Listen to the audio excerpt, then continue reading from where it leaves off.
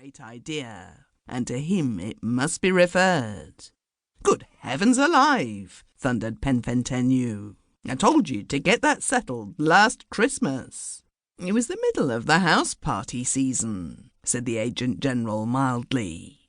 "Lord Lundy's at Credence Green now. He spends his holidays there. It's only 40 miles off." "Shan't I disturb His Holiness?" said Penfentenue heavily. "Perhaps my sort of questions," he snorted, "mayn't be discussed except at midnight." "No, don't be a child," I said. "What this country needs," said Penfentenue, "is—" and for 10 minutes he trumpeted rebellion. "What you need is to pay for your own protection," I cut in when he drew breath, and I showed him a yellowish paper, supplied gratis by government, which is called Schedule D. To my merciless delight, he had never seen the thing before, and I completed my victory over him and all the colonies with a Brass's Naval Annual and a Statesman's Yearbook.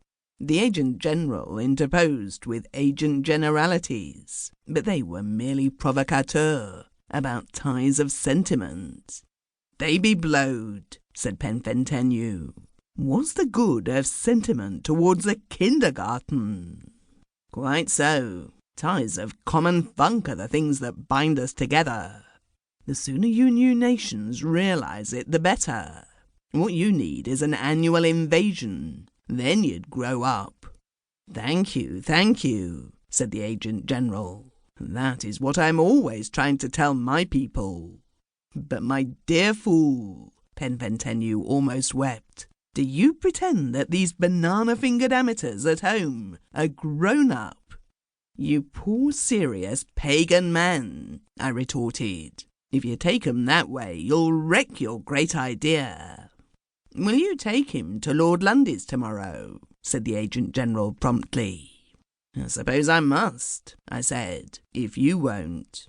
"Not me. I'm going home," said the Agent General, and departed. I am glad that I am no colony's Agent General. Penfentenue continued to argue about naval contributions till 1:15 in the morning, although I was victor from the first. At 10 o'clock I got him and his correspondents into a motor, and he had the decency to ask whether he had been unpolished overnight. I replied that I waited an apology.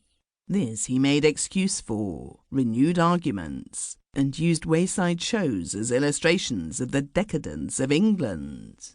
For example, we burst a tire within a mile of Credence Green, and to save time walked into the beautifully kept little village. His eye was caught by a building of pale blue tin, stenciled Calvinist chapel, before whose shuttered windows an Italian organ grinder with a petticoated monkey was playing Dolly Gray.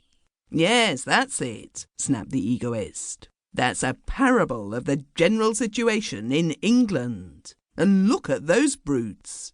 A huge household removal van was halted at a public house. The men in charge were drinking beer from blue and white mugs. It seemed to me a pretty sight, but Penfentenue said it represented our national attitude.